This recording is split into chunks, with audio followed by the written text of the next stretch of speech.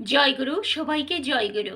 একদিন পরম প্রেমময় শ্রী শ্রী ঠাকুর অনুকূলচন্দ্র বললেন আলোচনা প্রসঙ্গে যে দ্বন্দ্বভিত্তিক করা ভালো নয়, অর্থাৎ কথা দিয়ে কথা না রাখা, কথার খেলাপ করা এ বড় খারাপ জিনিস।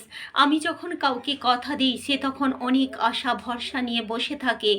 যখন আমি সেই কথা না রাখি তখন সে মানসিক দিক দিয়ে ভেঙে পড়ে। আমার উপর বিশ্বাস করে যে মানুষটা বসেছিল, আমি যদি কোনো কারণে না পারি তাকে আগে ভাগে বুঝিয়ে বলা দরকার যে ভাই এই কারণে আমি পারছি না, তুমি কিছু মনে করো না, আমি আবার যখন পারবো নিশ্চয়ই তোমাকে সাহায্যের হাত বাড়িয়ে দেব, এখন তুমি এটা নিয়ে কিছু মনে করো না। কিন্তু পুরোপুরি দায় যদি এড়িয়ে যায় তখন আমার চরিত্রের সেই অধঃপতন ঘটে, আমাকে তখন আর কেউ বিশ্বাস করতে পারে না। তখন তা থেকেই কিন্তু মানুষ তার থেকে দূরে সরে যায়। এ বড় খারাপ জিনিস। তো তাই